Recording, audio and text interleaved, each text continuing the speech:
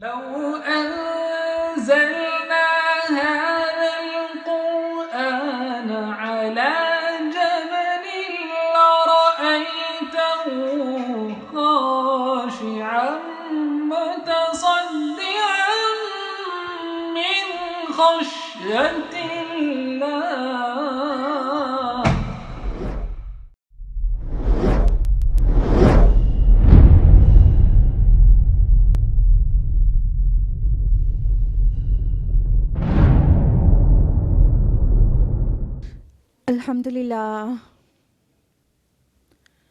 الحمدللہ رب العالمین والصلاة والسلام علی رسولہ الکریم وعلی آلہ واصحابہ اجمعین.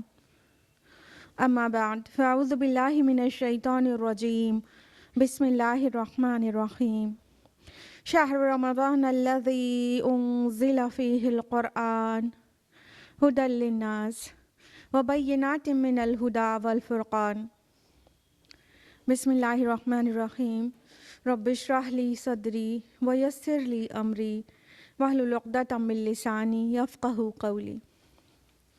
میری عزیز سامعات، درس قرآن مجید میں آپ کا تہہ دل سے خیر مقدم ہے. السلام علیکم ورحمۃ اللہ وبرکاتہ. کیسے آپ سبھی لوگ؟ الحمدللہ. اللہ تعالیٰ آپ کو اچھا رکھے، بہت خوشحال رکھے، صراط مستقیم پر رکھے، سردی اور وائرس سے آپ کی حفاظت کرے، اور اللہ تعالیٰ آپ کو دنیا اور آخرت دونوں میں کامیابی اور کامرانی نصیب کرے. آمین. آپ بہت مبارکباد کی مستحق ہیں کہ جو لوگ یہاں موجود ہیں وہ بہت تیز ٹھنڈ کو مات دے کر یہاں پہنچ گئے ہیں، اس کو چیلنج کر کے، ورنہ آج بلینکٹ سے کسی کا نکلنے کا دل ہی نہیں کر رہا ہے. تو یہ قرآن کے شہدائی لوگ ہیں جو یہاں پر موجود ہیں. اللہ تعالیٰ آپ کا قرآن کے ساتھ جو رشتہ ہے اتنا محبت بھرا وہ مزید مضبوط کرے، اور یہ آپ کے لیے دنیا میں بھی اور آخرت میں بھی باعث خیر و برکت قرار پائے. آمین. تو ہم لوگ جلدی سے آ جاتے ہیں. کون سی سورہ چل رہی تھی درس قرآن میں؟ سورہ مؤمنون. سورہ مؤمنون کی کتنی آیات ہم لوگ لاسٹ ٹائم ڈیٹیل میں اسٹڈی کر چکے تھے؟ 4 آیات. تو آج ہم لوگ آیت نمبر 5 آنورڈس تفصیل سے جانیں گے، لیکن اس سے پہلے ان 4 آیات کا خلاصہ، سمری، ایک چھوٹا سا ریویژن. تو اللہ تعالیٰ نے آیت نمبر 1 to 11 میں سورہ مؤمنون کی کچھ مومنین کی صفات بیان کی ہیں جن کے متعلق خوشخبری ہے کہ وہ کامیاب ہو گئے اور وہ جنتوں میں جائیں گے اور فردوس کے وارث ہیں. تو ان میں سب سے پہلی آیت میں خوشخبری سنائی گئی کہ کامیاب ہو گئے مومنین، اور آیت نمبر 2 میں مینشن کیا گیا جو اپنی صلاح میں خشوع کرتے ہیں. تو سب سے پہلے مومن کے لیے کیا امپورٹنٹ ہے؟ صلاح میں خشوع ہونا، اللہ تعالیٰ کے سامنے ہر درجے کی ہیوملٹی، عاجزی اور انکساری کا ظاہر کرنا، اور سب سے امپورٹنٹلی دل خشوع سے بھر جانا. پھر اس کے بعد جو اپنے آپ کو لغو سے بچائے رکھتے ہیں، جو stay away from doing any when thing, بے مطلب بے مقصد کی باتوں سے اپنے کو بچاتے ہیں، لغو سے پرہیز کرتے ہیں. یعنی کامیاب ہونے والوں کی سیکنڈ جو کیریکٹرسٹک ہے وہ کیا ہے کہ وہ ایبزرڈ وین، لغو سے بالکل پرہیز کرتے ہیں. پھر اگلی چیز کیا بتائی گئی کہ وہ زکوٰۃ کے اوپر وہ عامل ہیں، یعنی اور تفصیل سے بتایا تھا ہم نے لاسٹ ٹائم کہ زکوٰۃ کے طریقے پر عامل ہیں. اس کا مطلب یہ ہوگا کہ وہ ہر طرح کی تطہیر اور تزکیے کا کام کرتے ہیں، اپنے نفس کا تزکیہ کرتے ہیں اور اپنی سول کو پاک رکھتے ہیں، کیونکہ بالفعل زکوٰۃ ایتائے زکوٰۃ انداز نہیں آیا ہے یہاں پر جو دینے کے لیے ہوتا ہے، زکوٰۃ دینے کے لیے. یہاں پر زکوٰۃ اپنے لغوی معنی کے اعتبار سے ہے، یعنی پاکی کا کام کرتے ہیں. تو اپنے آپ کو، اپنے سول کو اور اپنے اراؤنڈ سوسائٹی کو فلتھ سے، امپیورٹی سے پاک کرتے رہتے ہیں. بس اس کے آگے کا ہم لوگ آج جانیں گے. تو آپ کے سامنے اب تفصیل سے آئے گا آئے نمبر 5 آنورڈز. تو آئے نمبر 5 سماعت فرمائیے. أعوذ بالله من الشيطان الرجيم.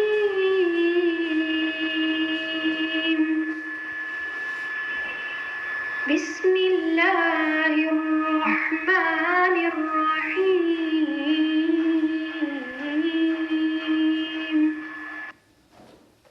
والذين هم لفروجهم حافظون. جو اپنی شرمگاہوں کی حفاظت کرنے والے ہیں.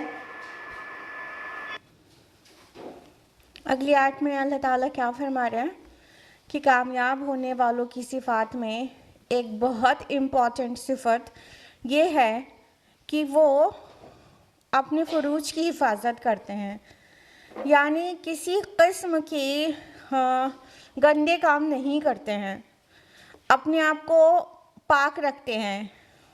دے گارڈ دے پرائیویٹ پارٹس، یعنی اللہ تعالیٰ نے جو طریقہ جائز قرار دیا ہے اس کے علاوہ کسی اور طریقے سے اس کا استعمال نہیں کرتے ہیں. اس کے اوپر والی آیت میں آیت نمبر 5 میں مینشن کیا گیا کہ والذین هم للزکاۃ فاعلون، جو زکوٰۃ کے طریقے پر عامل ہیں. تو وہ پیورٹی، سول کی پیورٹی ہو گئی زکوٰۃ، لیکن یہاں پر واضح ہو رہا ہے کہ پیورٹی اور بھی کسی چیز کی چاہیے، یعنی اب جنسی پیورٹی، اپنے جو جنسی خواہشات ہیں اس کو لمٹ کرتے ہیں، اللہ تعالیٰ کے بتائے طریقے پر رکھتے ہیں، اور اپنے جو جنسی تعلقات ہیں اس کا بھی تزکیہ کرتے رہتے ہیں، اس کو بھی پیوریفائڈ رکھتے ہیں، اور غیر تطہیر مطلب غیر پاک طریقے سے اس کا استعمال بالکل نہیں کرتے ہیں، یعنی کہ زنا کی طرف لے جانے والے کوئی کام نہیں کرتے ہیں. امپیورٹی صرف یہ نہیں ہے کہ بالفعل زنا سرزد ہو جائے، بلکہ زنا کی طرف لے جانے والے کوئی کام بھی نہیں کرتے ہیں کہ الٹیمیٹلی زنا سرزد ہو.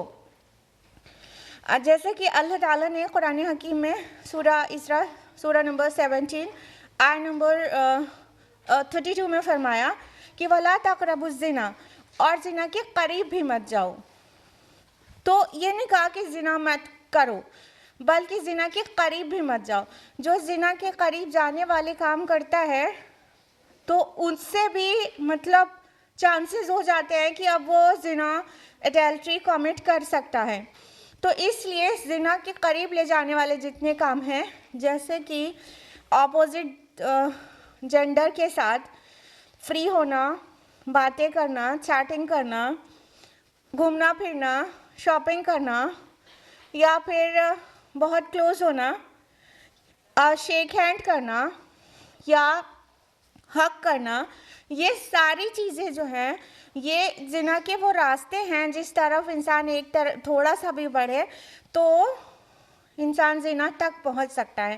اس لیے وہ اپنے پرائیویٹ پارٹس کو گارڈ کرتے ہیں اور بالکل زنا کے قریب لے جانے والے کام بھی کمٹ نہیں کرتے ہیں، جس سے وہ پیور رہ پاتے ہیں.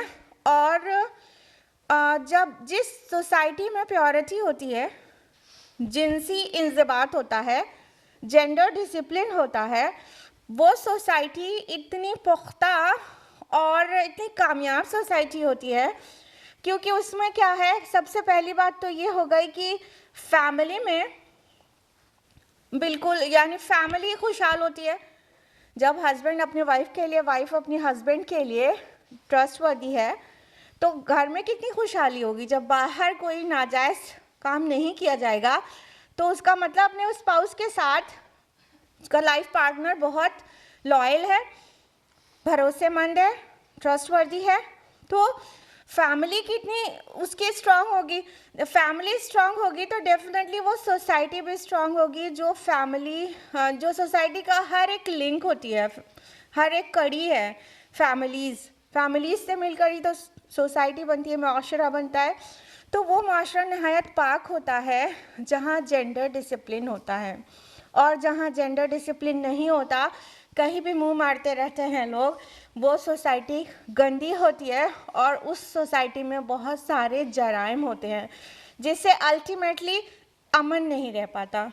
امن تبھی آ سکتا ہے جب جرائم سے پاک ہو سوسائٹی، اور سوسائٹی پاک تبھی ہو سکتی ہے جب فیملیز میں پاکی ہو، فیملیز میں لائلٹی ہو اسپاؤس کا ایک دوسرے سے. تو یہ سوسائٹی تبھی وجود میں آ سکتی ہے جب کہ اسلامی جو سارے شریعت ہے اس کو فالو کیا جائے.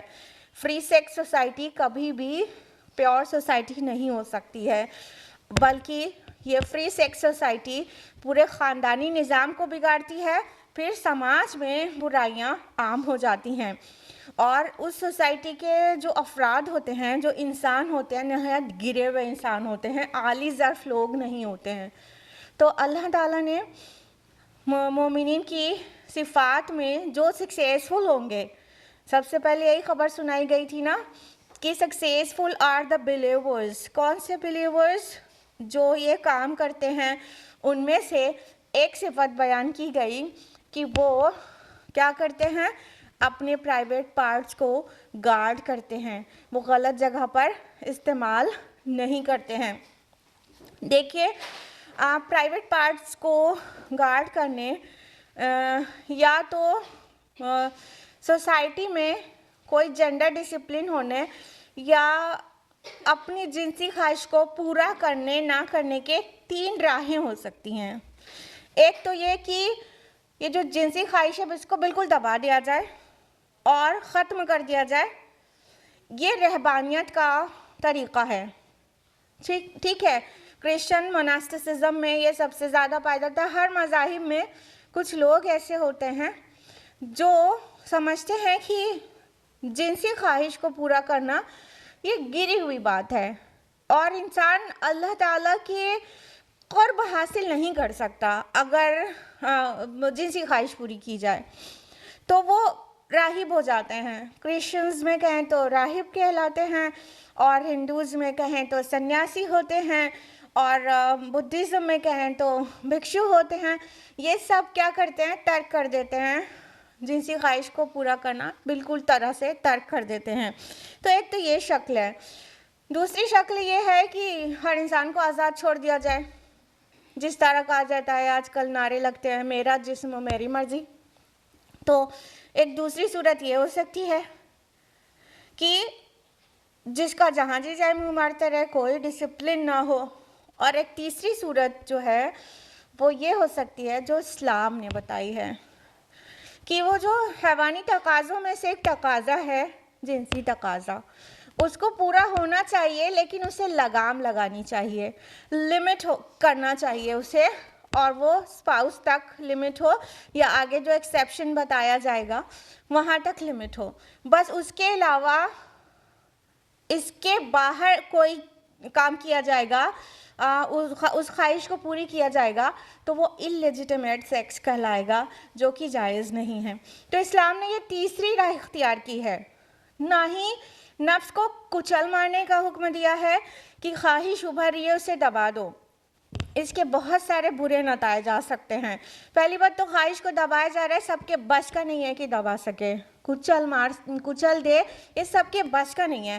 ہسٹری آف کرسچن مناسٹسزم کتابیں پڑھیے آپ کو پتہ چلے گا کہ جو کرسچن راہب ہوتے ہیں نا وہ بظاہر راہب ہیں، انہوں نے ترک کر دیا ہے یہ ساری چیز، اس جنجال سے بالکل مکت ہو گئے ہیں اور ایسا کوئی ریلیشن ان کا نہیں ہے.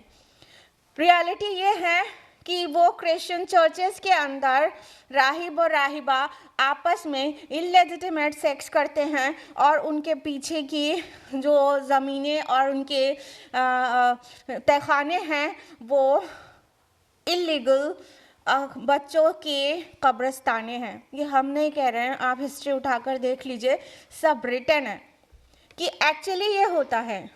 تو اتنا آسان تو ہے نہیں کہ اللہ تعالیٰ نے ایک ارج رکھا ہے اس کو بالکل سے کرش کر دیا جائے. تو یہ جو طریقہ ہے بالکل مٹا دینے والا، نفس کو کچل مارو، یہ طریقہ بھی اسلام نے پسند نہیں کیا. اور دوسری طرف بالکل فری ہی چھوڑ دو، میرا جسم میری مرضی، جدھر بھی جائے جسم کے کسی بھی حصے کا استعمال کرتا پھرے، وہ طریقہ بھی نہیں اسلام نے روا رکھا. بیچ کی رائے اختیار کی ہے کہ نہیں، جو ضرورت ہے وہ پوری ہوگی لیکن جائز طریقے سے ہونی چاہیے، اور اس کے علاوہ جو کوئی کرے گا تو وہ ایکچولی گناہ ہوگا، اور وہ جنت میں جانے والے نہیں ہوں گے جو کہیں سے بھی اپنی خواہش کو پورا کر لیتے ہیں. تو وہ جو ایکسیپشن بیان کیا، اگر یہاں پہ فل سٹاپ لگ جاتا، کہا گیا والذین ہم لفروجہم حافظون، جو اپنی شرمگاہوں کی حفاظت کرتے ہیں، یا فل سٹاپ ہو جاتا اور آگے کی 2 آیات نہیں ہوتی تو اس کا مطلب ہی پلٹ جاتا. اس کا مطلب ہو جاتا کہ وہ جو رہبان ہیں they are on the right path. اسلام بھی یہی سکھا رہا ہے کہ جنسی خواہش پوری کرنا ایک ملامت کا کام ہے. نہیں، یہاں پر اسلام قرآن چپ نہیں ہوا ہے، فل سٹاپ نہیں لگا ہے، بات اس سے آگے بڑھتی ہے. لہٰذا آپ آیت نمبر 6 اور 7 سماعت فرمائیں. إلا على أزواجهم أو ما ملكت أيمانهم فإنهم غير ملومين. بجز اپنی بیویوں اور ملکیت کی لونڈیوں کے یقیناً یہ ملامتیوں میں سے نہیں ہیں. فمن ابتغى وراء ذلك فأولئك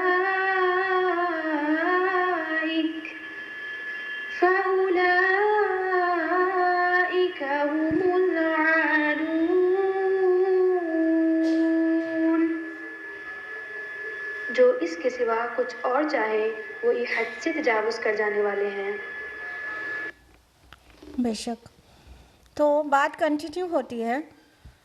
آیت نمبر 6 میں فرمایا گیا سوائے اس کے، کس کے؟ ازواج کے یا ملک یمین کے، اور اس کے علاوہ جو چاہیں وہ حد سے بڑھنے والے ہیں. جو ازواج اور ملک یمین تک محدود رہیں، اپنا جو ارج ہے، سیکشول ارج ہے، وہ پورا کریں. ازواج یعنی وائفز، یا تو ملک یمین سے، جس کو کنیز مملوکہ کہہ سکتے ہیں، اس سے ان پر کوئی ملامت نہیں ہے. اب دیکھنے کی ضرورت یہ ہے کہ ازواج کن کے لیے کہا گیا ہے. آف کورس یہ بیویوں کے لیے کہا گیا ہے. قرآن حکیم میں زوج معنی قرآن حکیم میں جہاں کہیں بھی آتا ہے وہ وائف یا سم ٹائمز اسپاؤس کے معنی میں بھی آتا ہے، ہسبینڈ کے لیے وائف، وائف کے لیے ہسبینڈ. لیکن اس میں تمام علماء بلکہ صحابہ کا کہیں کہ اتفاق ہے کہ یہ صرف مردوں کے لیے کہا گیا ہے، یعنی فیمیل وائف، نہ کہ اس کا اپوزٹ کہ ایک عورت کے لیے اس کا مملوک، اس کا غلام بھی اس کے لیے جائز ہوگا.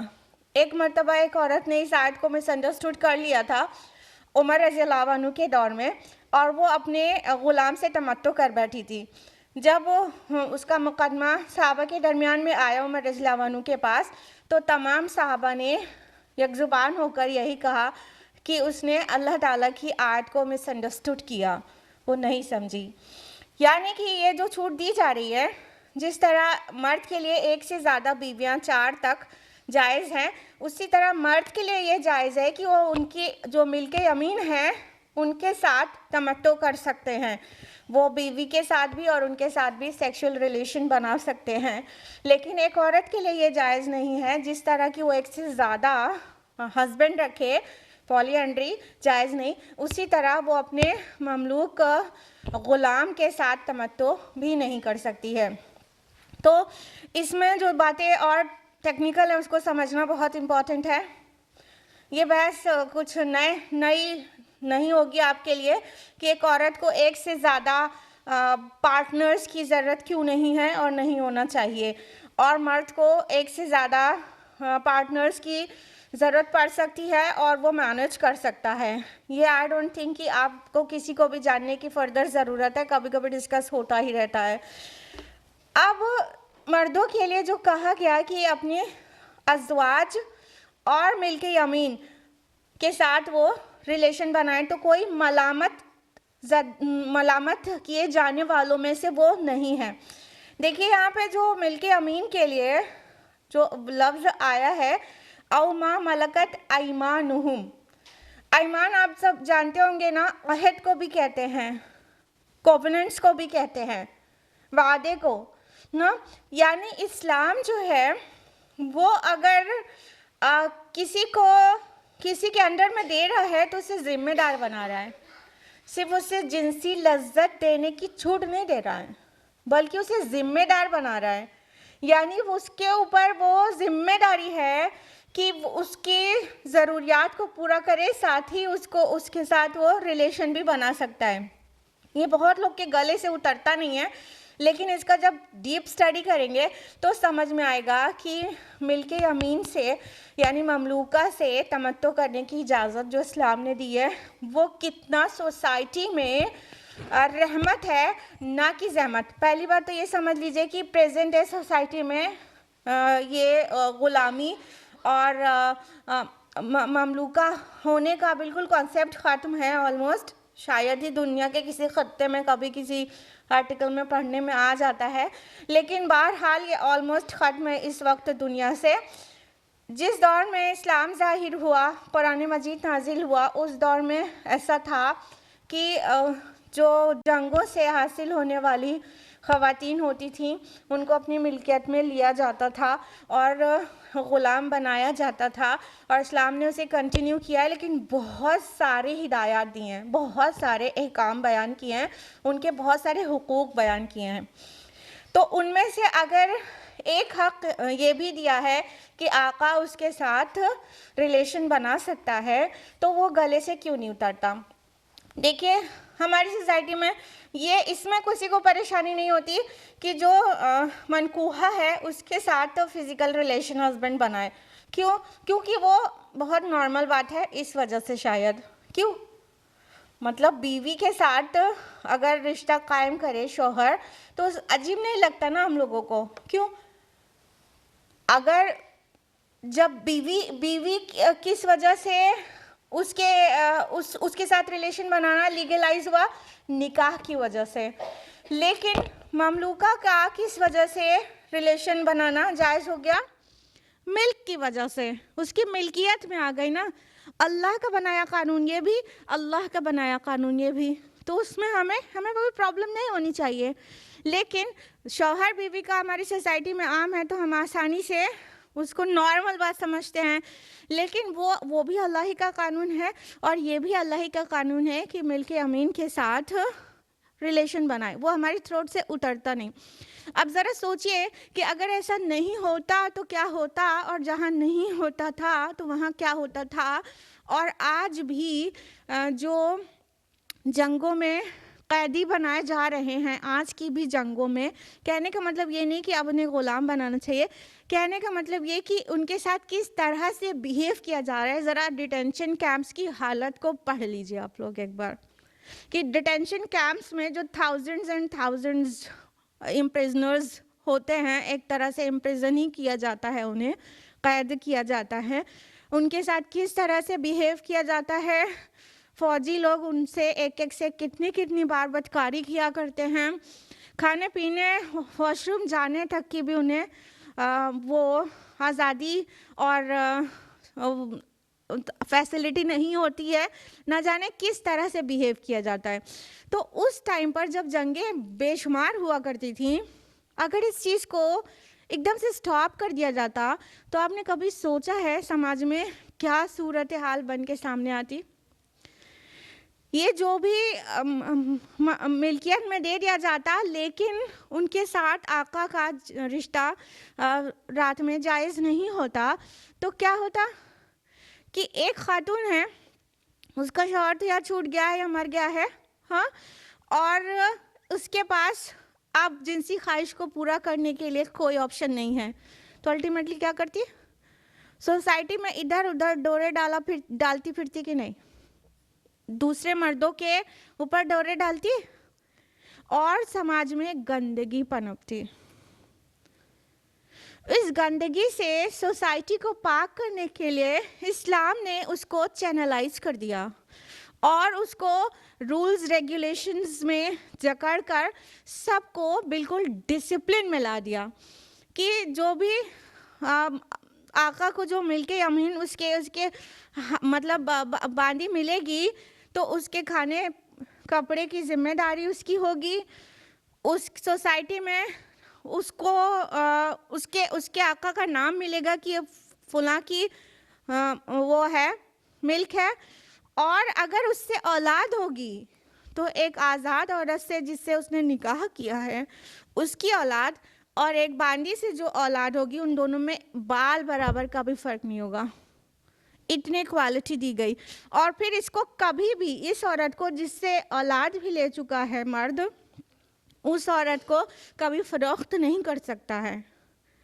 अब वो उसके बच्चे की माँ है तो बहुत सारे हुकूक मुतय्यन किए, लेकिन अगर ऐसा नहीं किया जाता, इन ख़वातीन को फ्री छोड़ दिया जाता तो सोसाइटी में बहुत गंदगी फैलती। क्योंकि after all everybody is aware of it कि जिनसी ख्वाहिश भी एक इंसान की ज़रूरत है और उसको डिसिप्लिन में लाना बहुत इम्पॉर्टेंट है। लिहाजा इस्लाम ने ये तरीका इख्तियार किया है कि इसको डिसिप्लिन, इसका sex discipline, gender discipline maintain किया है। तो जो लोग अपनी बीवी या अपनी ममलूका के साथ अपने सेक्सुअल अर्ज को पूरा करते हैं तो उनको कोई मलामत नहीं कर सकता। मलूमीन लफ्ज़ आया है जिसका रूट है लाम वाओ मीम, यानी उन पर कोई मलामत नहीं कर सकता, उनको कोई बुरा नहीं कर सकता, वो कोई गलत काम नहीं कर रहे हैं। तो ये जायज़ तस्कीन जिन्स के लिए है कि अगर इस रास्ते से अपनी कोई ज़रूरत पूरी करता है तो कोई भी मसला नहीं है। और साथ में निकाह, और निकाह मुता जो अभी भी जायज़ समझा जाता है वो कतई जायज़ नहीं है। यानी ये जो कॉन्ट्रैक्ट मैरिजेस होती हैं, मुता के बारे में सुन रखा होगा आपने, कॉन्ट्रैक्ट मैरिजेस ये बिल्कुल इनवैलिड हैं। इस्लाम के एकदम शुरुआती दौर में अलाउड थी, फिर उसके बाद उसे मना कर दिया गया, तो ये नहीं कर सकते। उसके अलावा अल्लाह ताला ने फरमाया ये दो तरीक़ों के अलावा निकाह से जो बीवी साथ में आई है वो, या फिर मिल्के यमीन है, दाहिने हाथ जिसके मालिक हैं, राइट हैंड पॉसेसेस, ठीक है, मिल्के यमीन यानी वो ज़िम्मेदार हैं उनके, वो उनकी ज़रूरियात को पूरा करने के, उनको सोसाइटी में इज़्ज़त दिलाने के, उनको प्रोटेक्शन देने के सबसे बड़े ज़िम्मेदार हैं वो शख्स जिसकी मिल्क में है वो खातून। तो इस तरह से इस्लाम ने उसको लिमिट किया। इसके अलावा जो तरीक़े हैं वो सब इनवैलिड करार पाए, यानी ज़िना या अमल कौम लूत या मास्टरबेशन जिसमें उलमा का इख्तिलाफ है, ये सारे तरीक़े इस्लाम ने हराम करार दिए। यानी एडल्ट्री और फॉर्निकेशन ऑल काइंड्स, ठीक है। उसके अलावा होमोसेक्सुअलिटी या अमल कौम लूत या उस तरह के जितनी भी चीज़ें हैं वो सब हराम करार दिए गए। मास्टरबेशन के मुतालिक स्कॉलर्स का डिफरेंस ऑफ ओपिनियन है। इमाम अहमद इब्न हम्बल रहमहुल्लाह इसको जायज़ करार देते हैं, जबकि इमाम शाफ़ी और मालिक रहमहुल्लाह ये बिल्कुल ही हराम करार देते हैं। और इमाम अबू हनीफ़ा रहमहुल्लाह इसके मुतालिक ये कहते हैं कि है तो ये मलामत वाला काम, लेकिन अगर किसी का निकाह नहीं हुआ हो और अपने नफ्स को ज़ब्त नहीं कर पा रहा हो तो masturbation is allowed at that time, लेकिन प्रेफरेबल तो नहीं है कभी भी। तो इस तरह से मास्टरबेशन में तो डिफरेंस ऑफ ओपिनियन है। बाकी जितने भी तरीक़े होंगे अपनी जिनसी ख्वाहिश को पूरा करने के, वो ये दो तरीक़ों के अलावा نکاح اور ملک یمین کے علاوہ سارے کے سارے ناجائز اور حرام قرار پائے اسلام میں. تو جو مومن ہے وہ کامیاب تبھی ہو سکتا ہے جب وہ اپنا جو جنسی خواہش ہے اس کو بھی صرف جائز طریقے سے پورا کرے اور ناجائز طریقے سے پورا نہیں کرے. اوپر سے دیکھیے ابھی آگے تک بھی دیکھیے گا, ہر حکم کے لیے ایک آیت ہے, صلاح کے لیے 2 آیتیں شروع میں اور آخر میں, لیکن جینڈر ڈسپلن کے لیے اور جنسی تطہیر کے لیے 3 آیات ہیں. آیت نمبر 5, 6 and 7 3 آیات ہیں. تو اس طرح سے اللہ تعالیٰ نے واضح کر دیا کہ کتنا ضروری ہے شرمگاہوں کی حفاظت. وہ والی حدیث ہم نے سنا ہوگا, بخاری کی حدیث ہے کہ تم مجھے گارنٹی دو, وہ جو دونوں چیکس کے بیچ میں, دونوں جبڑوں کے بیچ میں ہے اور جو دونوں تھائس کے بیچ میں, ان 2 چیزوں کی تم مجھے ضمانت دے دو, تم کو جنت کی ضمانت ہے. تو اتنا امپورٹنٹ ہے یہ زبان, اور دوسری آف کورس شرمگاہ. تو یہ اتنا امپورٹنٹ ہے کہ یہ زبان اور شرمگاہ سے جائز ہی سرزد ہو عمل اور ناجائز نہیں ہو, ادروائز وہ وارث نہیں ہوں گے جنت کے, وہ وارث نہیں ہوں گے فردوس کے, جو کہیں بھی بس اپنی ضرورت اور اپنی خواہش کو پورا کر لیتے ہیں, بلکہ وہ لوگ جو اللہ سے ڈرنے والے ہوں اور ناجائز طریقے سے نہیں کریں. ایک بات اور یہاں پر ہم واضح کرنا چاہتے ہیں, بلکہ آپ کا جو اٹینشن ہے اسے ہم سیکھ کرنا چاہتے ہیں, وہ نکاح کے متعلق. کہ دیکھیے جب سوسائٹی میں گندگی پنپتی ہے نا, تو اس کا ایک بہت امپورٹنٹ اور بہت بڑا ریزن خصوصاً اس وقت میں آپ کہیں وہ یہ ہے کہ لیٹ میرجز. جتنی دیر میں نکاح ہوگا سماج میں اتنی گندگی بڑھ سکتی ہے, اور جتنا ارلی میرج ہوگی, کہنے کا مطلب بچہ بالغ ہوا, اسے اس کی جنسی خواہش بھی ایک ضرورت ہے اس کی, وہ جائز طریقے سے پوری ہونا شروع ہو گئی, تو ہائی چانسز ہیں کہ ادھر ادھر کیوں منہ مارے گا. تو ایک بہت بڑا مسئلہ ہے. جس سوسائٹی میں جنسی بے راہ روی بڑھ جائے, اس سوسائٹی میں مسلمانوں کو خصوصاً یہ دیکھنا چاہیے کہ ان کے جو قوانین اور جو اعمال اور طرائق ہیں وہ کیا ہیں, اس پہ غور کرنا چاہیے. پائیں گے کہ نکاح دیر سے ہو رہا ہے تو نکاح کرنے میں جلدی کریں. نکاح جب ٹائم سے ہوگا تو جنسی بے راہ روی نہیں بڑھے گی, لیکن نکاح میں لیٹ ہوگا تو غلط جگہ سے اپنی ضرورت کو پوری کرنا شروع ہو جائے گا. یہی سوسائٹی میں بہت ہی زیادہ ہو رہا ہے. لہٰذا ہم نے نکاح کو اتنا مشکل کر دیا ہے کہ حرام کاری آسان ہو گئی ہے. کیونکہ ابھی نکاح کرنے کا ہوگا تو پھر مہمانوں کے آنے کا, ان کا ارینجمنٹ, اور اتنے لاکھوں لاکھ نہیں اب تو کروڑوں میں لوگ خرچ کر رہے ہیں میرجز میں, تو اتنے لاکھوں اور کروڑوں روپے ہونا چاہیے, اور ہائی سیلری جاب پہ سیٹ ہونا چاہیے لڑکا, اور نہ جانے کیا کیا خرافات لوازمات, اتنی چیزیں ہم نے کر کے نکاح کو بہت ٹف کر دیا. نکاح ٹف ہو گیا تو حرام کاری آسان ہو گئی, زنا آسان ہو گیا. اس میں کیا کرنا پڑتا ہے, کچھ پے نہیں کرنا پڑتا ہے, نہ لاکھوں نہ کروڑوں, کچھ بھی نہیں. لہٰذا نکاح کے سسٹم کو آسان کیا جائے تاکہ زنا دشوار ہو جائے. تو اگر سوسائٹی کا پیوریفیکیشن کرنا ہے تو یہ بات بھی بہت امپورٹنٹ ہے کہ وقت ہوتے ہی, بالغ ہوتے ہی بچوں کو ان کا نکاح کر دینا چاہیے, جائز جگہ سے ان کی خواہش پوری ہو جائے تو سوسائٹی میں گندگی پھیلنے نہ پائے. یہ اس کا ایک آسان سا طریقہ ہے. اور حدیث کا مفہوم یہ بھی ہے کہ اگر بچہ بالغ ہو گیا ہے اور والدین اس کا نکاح نہیں کر رہے ہیں, جس کی وجہ سے وہ گناہ میں پڑ گیا, تو والدین کی بھی پکڑ ہوگی, ان سے بھی پوچھا جائے گا. لہٰذا والدین کان کھول کر سن لیں کہ اپنے ارمان को ज़रा दबाएं और निकाह को आसान करें ताकि बेराह रवी और ज़िना दुश्वार हो जाए और सोसाइटी में और ख़ुसूसन आपकी ख़ुद की औलाद पाक बाज हो।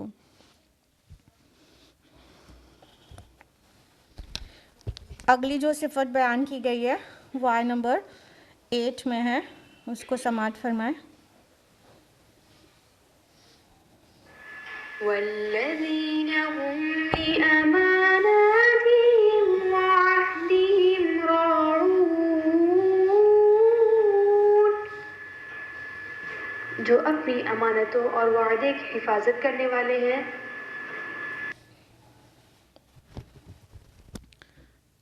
اگلی دو صفات جو اللہ تعالیٰ نے بیان کی کامیاب ہونے والوں کی وہ کیا ہیں کہ امانت کا اور وعدے کا پاس و لحاظ کرتے ہیں، وہ اس کے راعی ہیں۔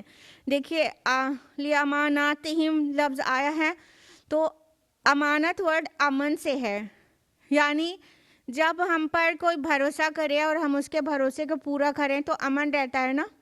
تو جب امانت رکھی جائے تو اسے خیانت نہ کیا جائے تو ہی امن ہے۔ تو امانت تو امن سے ہے۔ عہد سب لوگ جانتے ہیں وعدے کو کہتے ہیں، جو کہا جائے وہ پورا کیا جائے۔ اور راعون جو لفظ آیا ہے یہ راعی کا پلیورل ہے۔ راعی مینس ہوتا ہے شیفرڈ، چرواہا۔ چرواہا کیا کرتا ہے؟ اپنے جو فلاک ہوتا ہے، اپنا گلہ جو ہوتا ہے اس کی حفاظت کرتا ہے، اس کے لیے بہت سپر واچفل ہوتا ہے۔ تو اس لیے یہاں پر یہ دو جو صفات ہے امانت کی اور وعدے کی، وہ بہت پاس و لحاظ رکھتے ہیں، اس کے لیے بہت واچفل ہیں، اس کی بہت حفاظت کرتے ہیں، راعی کی طرح ہیں، چرواہے کی طرح، ان دونوں کا بہت خیال رکھتے ہیں، ان کی حفاظت کرتے ہیں۔ راعی کا یہی کام ہے نا، اگر چرواہا روز روز 2-4 بھیڑ بکری گم کر دے تو پھر کس بات کا راعی ہے؟ وہ کیا دیکھ بھال کی اس نے؟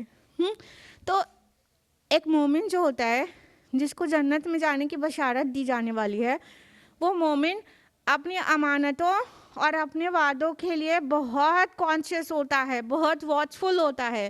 اس نے کہہ دیا ہے تو اسے کرنا ہے، اس کے پاس امانتیں ہیں تو اس کو امانت والوں کے سپرد کرنا ہے۔ وہ اس درجے میں اس کے لیے واچفل ہوتا ہے کہ اس کو کہا گیا راعی کی طرح ہوتا ہے، وہ اس کی اس کو اس طرح سے نگہبانی کرتا ہے۔ دیکھیے امانت ہر وہ چیز ہے جو انسان ذمہ داری اپنے اوپر لے لیتا ہے، ٹھیک ہے؟ تو بہت سی چیزیں امانت ہوتی ہیں، صرف یہ نہیں کہ کسی نے جاتے وقت اپنا گہنا آپ کے پاس رکھ دیا تو بس وہی امانت ہے، نہیں۔ امانت کی بہت لمبی لسٹ ہو سکتی ہے، جیسا کہ ہمارا جسم خود اللہ تعالیٰ کی دی ہوئی امانت ہے۔ اس جسم کے ساتھ بھی ہم ایسا کوئی عمل نہیں کر سکتے جو اس کو تکلیف اور پہنچائے اور اس کو ہلاک کر دے، ہم ایسا کچھ نہیں کر سکتے، یہ بھی ایک امانت ہے۔ اس کے علاوہ مال ہے، وہ اللہ کی طرف سے ایک امانت ہے، اس کو پرپسفلی دیا گیا ہے، اس کو ٹیسٹ کے لیے دیا گیا ہے، اس کے بارے میں پوچھا جائے گا، تو مال بھی امانت ہے۔ اولاد اللہ نے عطا کی ہے تو وہ بھی امانت ہے کہ اس کو دیا ہی گیا تھا کسی پرپس کے لیے، اسے تربیت اور تہذیب سکھائی کہ نہیں سکھائی، اسے اللہ کی پہچان کرائی کہ نہیں کرائی، یہ سب سوال ہونے والے ہیں۔ تو اولاد بھی امانت ہے، کوئی عہدہ ہے، کوئی ڈیوٹی ہے، کوئی پوزیشن دے دی گئی ہے، وہ بھی امانت ہے۔ اس کے ساتھ جو ڈیوٹیز جڑی ہوئی ہیں، ذمہ داریاں جو جڑی ہوئی ہیں، ان ذمہ داریوں کو نبھانا ہے۔ اس لیے وہ عہدہ بھی، وہ پوزیشن بھی، وہ بیج بھی، وہ ٹائٹل بھی، وہ امانت ہے، امانت ہے۔ اس کے اوپر جو ذمہ داریاں جڑی ہوئی ہیں اس کے عوض وہ امانت ہے کہ ان کو پورا کرنا ہے۔ کسی نے کوئی بات بتائی ہے راز کی، راز رکھنے کے لیے کہا ہے، وہ بھی اس کی امانت ہے کہ وہ اس کا راز کسی پر آیا نہیں ہونا چاہیے۔ مجلس میں کوئی بات سنی ہے، وہ دوسرے تک پہنچائی، جیسی سنی ویسی پہنچائی تو امانت میں خیانت نہیں ہوئی، لیکن سنا کچھ تھا اور پہنچایا کچھ اور، یہ خیانت ہے۔ تو مختلف قسم کی امانتیں ہیں۔ ایک مومن کیسا ہوتا ہے؟ جب بھی اس کے اوپر ٹرسٹ کیا جائے, جب بھی امانت اس کے پاس رکھی جائے, کوئی بھی طرح سے اسے امین بنایا جائے, تو وہ اس کے لیے لائل ہو, وہ امانت کو فلفل کرنے والا ہو اور خیانت نہ کرے. اللہ کے نبی صلی اللہ علیہ وسلم کی حدیث ہے, اس میں بیہقی میں شعب الایمان میں ہے اور مسند احمد میں حدیث نمبر 7189 ہے. انس بن مالک رضی اللہ عنہ کا بیان ہے, جو نبی صلی اللہ علیہ وسلم کے ساتھ 10 سال تک خادم خاص کی حیثیت سے تھے. کہتے ہیں شاید ہی کوئی خطبہ ایسا ہو جو نبی صلی اللہ علیہ وسلم نے ہمیں دیا ہو اور یہ الفاظ شامل نہ ہو. کون سے؟ لا ایمان لمن لا امانت له ولا دینا لمن لا عہد له. اس شخص کا کوئی ایمان نہیں جس کے پاس امانت داری نہیں, اور اس کا کوئی دین نہیں جس کے اندر ایفائے عہد نہیں. اللہ اکبر, اتنی بڑی بات. ہم سمجھتے ہیں وعدہ توڑنا اور خیانت کرنا کوئی گناہ ہی نہیں ہے, یہ نیکی شمار ہی نہیں کرتے ہم کہیں سے بھی.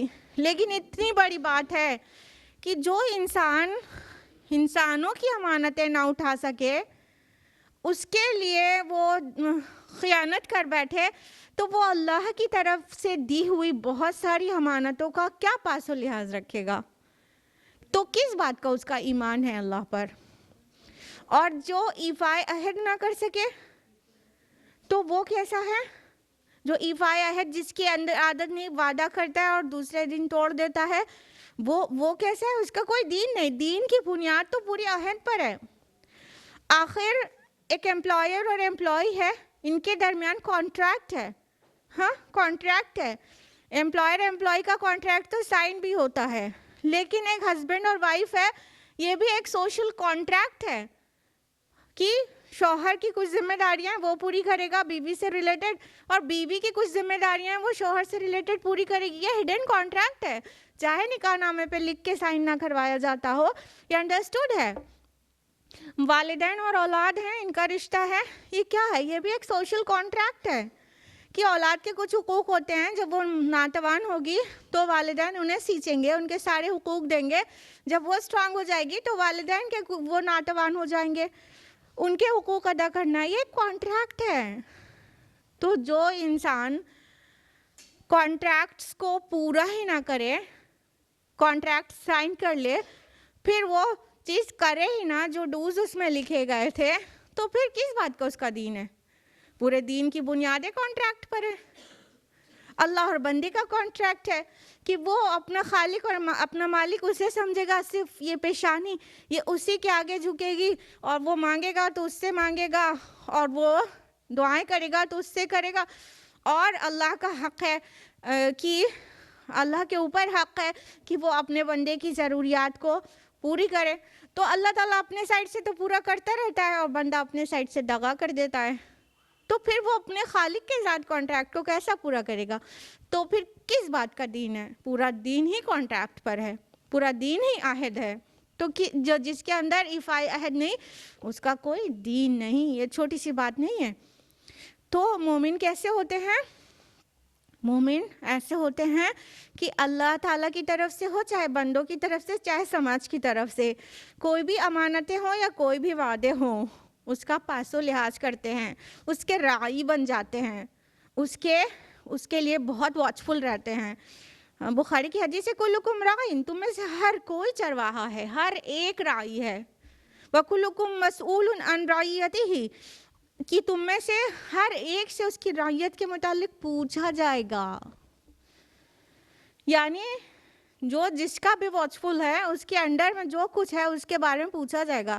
والمرأۃ راعیۃ فی بیت زوجہا وولدہ, اور ایک عورت راعیہ ہے, نگراں ہے اپنے شوہر کے گھر کے اور اس کے اولاد کی. پوچھا جائے گا عورتوں سے شوہر کی اولاد کے بارے میں, اس کے گھر میں رکھا مال, اس کے انڈر میں جو ہے اس کے بارے میں پوچھا جائے گا. ایک مرد کے انڈر میں پوری فیملی ہے, پوچھا جائے گا اس سے. تو ہر انسان ہی راعی ہے. تو جو انسان اپنے امانتوں اور وعدوں کی رعایت نہ کر سکے, اس کی نگرانی نہ کر سکے تو پھر وہ جنت میں جانے لائق کہاں ہوگا؟ بہت بڑے بڑے گناہ ہو چکے ہوں گے اس سے. تو لہٰذا وہ ساری امانات جو اللہ نے بندے کو دی ہو یا معاشرے کی طرف سے اس کے اوپر عائد ہوتی ہو یا افراد نے ان کوئی امانتیں دی ہوں، ان سب کا پاس و لحاظ رکھنا ہوگا. اور معاہدے جس بھی طرح کے ہوں، چاہے انسان کے خدا کے درمیان معاہدے ہوں، چاہے انسان کے ساتھ معاہدے ہوں، یا کسی قوم کے دوسری قوم کے ساتھ معاہدے ہوں، ان سبھی لیولز پر ان سب کو پورا کرنا ہوگا، نبھانا ہوگا، عہد کی حفاظت کرنا ہوگا. جیسے چرواہا اپنی بکریوں کے گلے کی حفاظت کرتا ہے تبھی تو وہ راعی کہلاتا ہے. اللہ تعالیٰ کے ہاں روز آخرت وعدوں کے بارے میں پوچھا جائے گا. قرآن حکیم میں بارہا وعدوں کی حفاظت کرنے کے لیے کہا گیا. سورہ مائدہ تو بگننگ یہیں سے ہوتی ہے. سورہ مائدہ کی آیت نمبر 1 ہے یا ایھا الذین آمنوا اوفوا بالعقود، اے لوگو جو ایمان لائے ہو اپنے وعدوں کو پورا کرو. فلفل یور کووننٹس، جو بھی تم نے معاہدے وعدے کیے ہیں ان کو پورا کرو. تو کسی بھی معاشرے کا نظام اس وقت تک درست نہیں ہو سکتا جب تک وہاں کے امانت دار امانتیں ادا نہ کریں اور وعدہ جنہوں نے کیا ہے وہ وعدے پورے نہ کریں. ابھی دیکھیے یہ جتنے بھی پولیٹیشینز ہیں، اس میں جتنے ایگزیکٹوز ہیں، لیڈرز ہیں، یہ سب کیا ہیں؟ ان کے پاس پورے ملک کی امانتیں ہیں. اب جب یہ ہماری امانتیں ادا نہیں کرتے تو ہمیں بہت برا لگتا ہے نا. تو ان کے لیے بھی آرڈر ہے سورہ نساء کے آیت نمبر 58 میں کہ امانت والوں کی امانتیں ادا کر دو. ہاں، تو ان کے پاس امانتیں ہیں، تو یہ پورے کنٹری لیول پر ان کے پاس امانتیں ہیں. ہمارے پاس ہو سکتا ہے اسمال اسکیل پر ہو، لیکن امانتیں سب کی ہوتی ہی ہیں. جیسا کہ ابھی آپ کچھ باتیں سن رہے ہیں، وہ بھی ایک امانت ہے. کچھ اور جا کے بیان کر دیا گیا تو وہ خیانت ہو جائے گی. تو اس طرح معاشرے میں امن قائم کرنے کی یہ بنیادیں ہیں کہ وہاں کے لوگ بہت امین ہوں اور وعدہ نبھانے والے ہوں. تو پھر جن کے اندر یہ صفات ہوگی تو اللہ تعالیٰ ان کو کیوں نہ جنت میں جگہ دے. اس کے بعد اب ایک آخری صفت اس تسلسل میں جو ہے اس کو سن لیجئے. آیت نمبر 9. والذین هم علی صلواتهم یحافظون،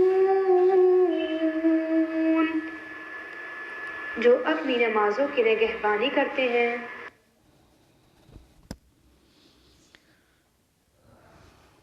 اب آخر میں پھر وہی بات کہی گئی جہاں سے بگین کیا گیا تھا ریلیٹڈ ٹو صلاح. دوسری آیت میں کیا کہا گیا تھا کہ وہ جو اپنی نمازوں میں خشوع اختیار کرتے ہیں. اور یہاں پہ کیا کہا گیا؟ والذین هم علی صلواتہم یحافظون، وہ جو اپنی نمازوں کی حفاظت کرتے ہیں، نگہبانی کرتے ہیں. وہاں پہ سنگولر آیا ہے ورڈ صلاح آیت نمبر 2 میں، اور یہاں پر پلیورل آیا ہے صلواتہم. صلوات ورڈ آیا ہے، ٹھیک ہے، پلیورل ہے. وہاں پر آیت نمبر 2 میں جو بات ہو رہی ہے it is related to خشوع which is something internal، اندر کی کوئی چیز کی بات ہو رہی ہے، ٹھیک ہے، کوالٹی کی بات ہو رہی ہے. اب یہاں پہ جو بریکٹ کلوز ہو رہا ہے وہ سٹارٹنگ میں وہی صلاح سے شروع ہوا اور یہاں پہ صلاح پہ ہی بریکٹ بھی کلوز بھی ہو رہا ہے. تو یہاں پلیورل کی بات ہو رہی ہے، وہاں صلاح جنس کی بات ہو رہی ہے، اور یہاں نمازوں کی تمام طرح کی نمازوں کی محافظت کی بات ہو رہی ہے. It's something related to external thing or something related to quantity. کتنی نمازوں کی پابندی کرتے ہیں، یعنی 5 نمازیں پڑھنے کے علاوہ نوافل بھی ادا کرتے ہیں، فجر کی سنتوں میں کوتاہی نہیں کرتے ہیں، اور کتنی نمازیں پڑھتے ہیں، صلاۃ الضحیٰ بھی پڑھتے ہیں، تہجد بھی پڑھتے وغیرہ وغیرہ. ٹھیک ہے، تو یہاں پر کچھ کوانٹیٹی کی بات ہے اور وہاں کوالٹی کی بات ہے. تو پہلے جو کچھ کرنا ہے اس کو صحیح کوالٹی کے ساتھ کرنا ہے, خشوع کے ساتھ کرنا ہے صلاح میں. لیکن بعد میں جو ایک بات اور کہہ دی گئی, صلواتہم یحافظون, نمازوں کی حفاظت کرتے ہیں, تو اس میں بہت ساری چیز آ گئی ادر دین کوانٹیٹی. کیا کیا اور چیزیں آ گئی کہ بھائی حفاظت کس درجے میں. پہلی بات تو صلاح کو اس کے وقت پر پڑھنا, وقت کی پابندی کا خیال رکھنا. ایک دم آخر وقت پہ وقت ختم ہوتے ہوتے بس مرغے کی طرح 2 ٹھونگے مار لینا, یہ والی نماز نہیں. اس کے علاوہ طہارت کا پورا اہتمام کرنا, اپنے آپ کو پاک رکھنا اور اس کے لیے کانشیس رہنا کہ ہم پاک بھی ہیں, نماز کے کیپیبل ہیں اس کے لیے کہ نہیں. قبلہ رخ ہو کر پڑھنا. اس کے علاوہ تمام اوقات کی پابندی کرنا, سنجیدگی اختیار کرنا نمازوں میں کہ ابھی دنیا سے تھوڑا سا دل دماغ کو ہٹا کے اللہ کی طرف ہو کر سنجیدہ ہو کر پڑھنا. مردوں کے لیے جماعت سے نماز پڑھنا. اس کے علاوہ ایسے کاموں سے پرہیز کرنا بٹوین صلاتین, جس سے نمازیں پڑھائی نمازیں ضائع ہو جاتی ہیں. یعنی ایسے بھی کام ہیں جن سے نمازیں بھی ضائع ہو جائیں گی, ان کاموں سے پرہیز کرنا. یہ ساری طرح سے سب چیزیں کریں گے تو اس کو کہیں گے کہ صلوات, نمازوں کی حفاظت کر رہے ہیں. تو ایسے ساری چیزیں کرنا ہے. اور کاہلی سستی کے ساتھ نہیں پڑھنا, یہ منافق کی صلاح کہا گیا ہے. سورہ نساء سورہ نمبر 4 آیت نمبر 142 میں وَإِذَا قَامُوا إِلَى الصَّلَاةِ قَامُوا كُسَالَىٰ, کہ وہ جب بھی آتے ہیں نماز کے لیے, جب بھی کھڑے ہوتے ہیں تو نہیں کھڑے ہوتے مگر کسل مندی, کاہلی کے ساتھ, بہت کسمسا کر. تو یہ کسمسانے والی نماز نہیں کہ ٹھنڈ لگ رہی ہے تو وضو کیسے کریں, تو کسمسا رہے ہیں تو اٹھ رہے ہیں, ابھی عصر کا وقت ایک دم نکلنے لگے تو چلے پھر وہ وضو کرنا ہی پڑا کہ چلو اسی سے مغرب بھی ہو جائے گی تو اٹھ کے وضو کیا. نہیں, کہ منافق کی صلاح ہے. مومن ایسے صلاح نہیں پڑھتا ہے. مومن تو ایک نماز پڑھنے کے بعد دوسرے کا انتظار کرتا رہتا ہے, کیونکہ صلاح تو بندے کی رب سے سرگوشی ہے. تو ہم کتنے شوق سے اس وقت کا انتظار کرنا چاہیے کہ اللہ تعالیٰ کے ساتھ آہستہ اکیلے میں کچھ بات کرنے کا وقت آ جائے اور میں پڑھوں. آپ کو یاد ہوگا وہ حدیث, جو بندے اللہ تعالیٰ کے عرش کے سائے میں جگہ پائیں گے روز آخرت, ان میں سے ایک وہ بھی ہوگا جس کا دل مسجد میں لگا رہتا ہو. اس کا مطلب کیا ہے؟ یعنی ایک نماز پڑھ کے دوسرے پہ اس کا انتظار کرتے رہتا ہو کہ پھر میں رب سے بات کرنے کا وقت آئے اور میں کروں. تو مومن کی نماز ایسی ہوتی ہے. تو اور یاد رکھیے کہ اللہ تعالیٰ کو جو سب سے محبوب عمل ہے وہ صلاح کو وقت پر پڑھنا ہے. حدیث ہے, آپ کو پتہ ہوگی یہ حدیث, کہ جب پوچھا گیا آپ سے یا رسول اللہ صلی اللہ علیہ وسلم, اللہ تعالیٰ کو سب سے زیادہ کون سا عمل محبوب ہے, تو آپ صلی اللہ علیہ وسلم نے فرمایا نماز کو اس کے وقت پر پڑھنا. فرمایا, پوچھا گیا اس کے بعد کون یا رسول اللہ, تو آپ صلی اللہ علیہ وسلم نے فرمایا کہ والدین کے ساتھ حسن سلوک کرنا, ان کے ساتھ خیر و بھلائی کرنا. پوچھا گیا اس کے بعد کون سا عمل, تو آپ صلی اللہ علیہ وسلم نے فرمایا جہاد فی سبیل اللہ. سبحان اللہ, جہاد فی سبیل اللہ جیسا اہم عظیم عمل 3rd نمبر پہ آ رہا ہے. اس کے اوپر والدین, اس کے اوپر صلاح کو وقت پر پڑھنا اللہ تعالیٰ کو اتنا پسند ہے. تو ایسے لوگ کون ہوں گے, ان کی خوشخبری سنائی جا رہی ہے اگلی 2 آیات میں.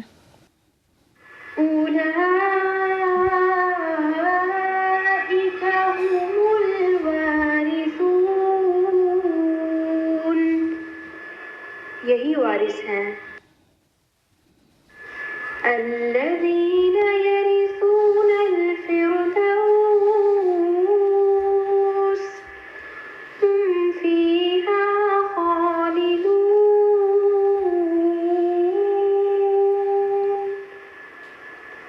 جو فردوس کے وارث ہوں گے جہاں وہ ہمیشہ رہیں گے. تو یہ سارے اعمال جو کرے گا جس کے اندر یہ تمام صفات ہوں گی، اس کے متعلق اللہ تعالیٰ کا وعدہ ہے وہ وارث ہوں گے. وارث سبحان اللہ. They are the انہیریٹرز. کس چیز کے؟ فردوس کے وارث. فردوس کیا ہے؟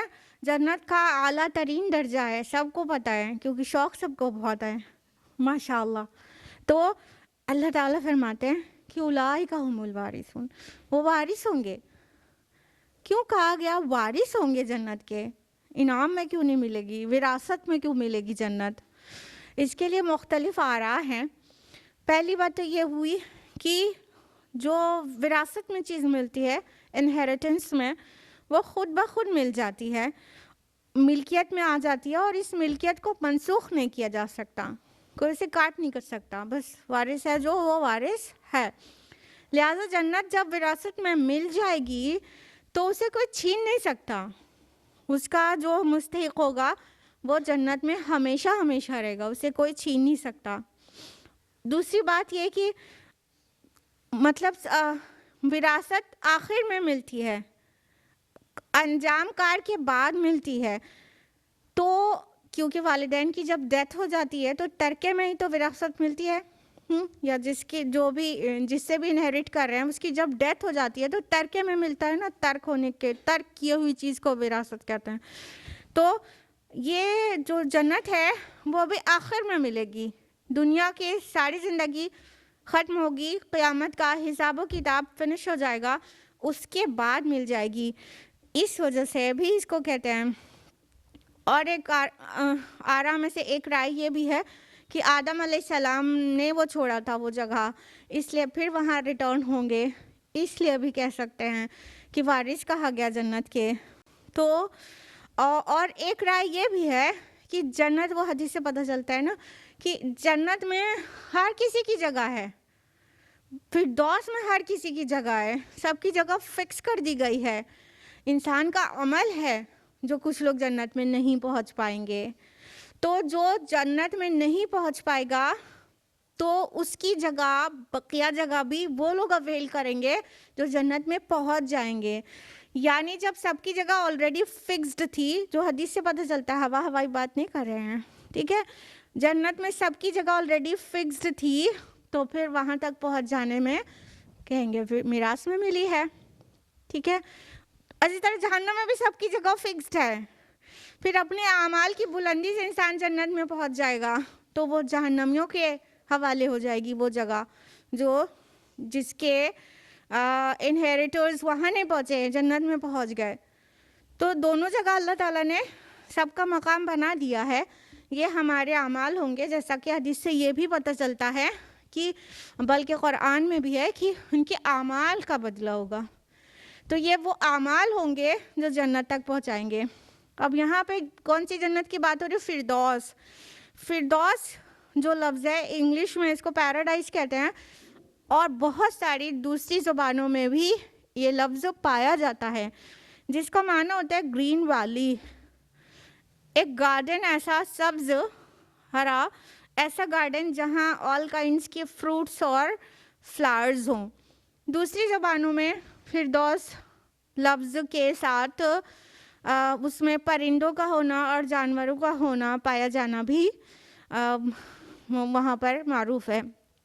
تو اللہ تعالیٰ نے جو یہ صفات جن کے اندر ہیں ان کے متعلق اللہ تعالیٰ نے کہا ہے کہ یہ فردوس کے وارث ہوں گے، سب سے اعلیٰ جنتوں میں جائیں گے. اور اللہ کے نبی صلی اللہ علیہ وسلم کی حدیث ہے صحیح بخاری کی کہ جب بھی تم اللہ سے جنت مانگو تو فصلوا الفردوس، تو فردوس کا سوال کرو. اور کیونکہ وہ جنت کا اعلیٰ ترین درجہ ہے، جنت کی ساری نہریں وہاں سے نکلتی ہیں اور اس کے اوپر رحمان کا عرش ہے. سبحان اللہ. تو ہم میں سے ہر کسی کو یہ خواہش ہونی چاہیے کہ اللہ تعالیٰ اسے فردوس میں جگہ دے، جنت الفردوس میں. تو آئیے مل کر مانگے. اللہم انی اسألک الجنہ، بلکہ نسألک ہم لوگ سب ایک ساتھ مل کر مانگتے ہیں. اللہم انا نسألک الجنہ ونعوذ بک من النار. اللہم انا نسألک الجنہ ونعوذ بک من النار اللہم انا نسألک الجنہ ونعوذ بک من النار۔ اے اللہ ہم آپ سے جنت اور خصوصاً فردوس کا سوال کرتے ہیں اور آگ کے عذاب سے پناہ مانگتے ہیں، آمین۔ جب بھی کوئی دعا 3 بار مانگی جائے تو اللہ سن لیتے ہیں، تو اس لیے خاص دعائیں اپنی 3 بار مانگا کریں۔ لہٰذا یہ تمام صفات جن کے اندر ہوں گی وہ فردوس کے وارث ہوں گے۔ تو ایک بار جلدی سے ریویژن لے لیتے ہیں، حالانکہ وقت ہو گیا ہے۔ سب سے پہلے مومنین کے لیے کہا گیا وہ کامیاب ہو گئے کون؟ جو اپنی صلاح میں خشوع کرتے ہیں، جو لغو سے پرہیز کرتے ہیں، جو زکوٰۃ یعنی پیوریفیکیشن کے طریقے پر عامل ہوتے ہیں، اور جو اپنے پرائیویٹ پارٹس کو گارڈ کرتے ہیں۔ اس کے لیے 3 آیات ہیں، ٹھیک ہے۔ پھر اس کے بعد کیا کہا گیا کہ اور وہ جو اپنے امانت اور وعدوں کا پاس و لحاظ رکھتے ہیں اور وہ اپنی صلاح مکمل سب طرح سے اس کو گارڈ کرتے، حفاظت کرتے ہیں، ان صفات کو رکھنے والے یہ سب کیا ہیں؟ جنت الفردوس کے وارث ہیں۔ اللہم ربنا اجعلنا منہم، اللہم ربنا اجعلنا منہم، اللہم ربنا اجعلنا منہم، آمین یا رب العالمین۔ وآخر دعوانا الحمد للہ رب العالمین، والسلام علیکم ورحمۃ اللہ وبرکاتہ۔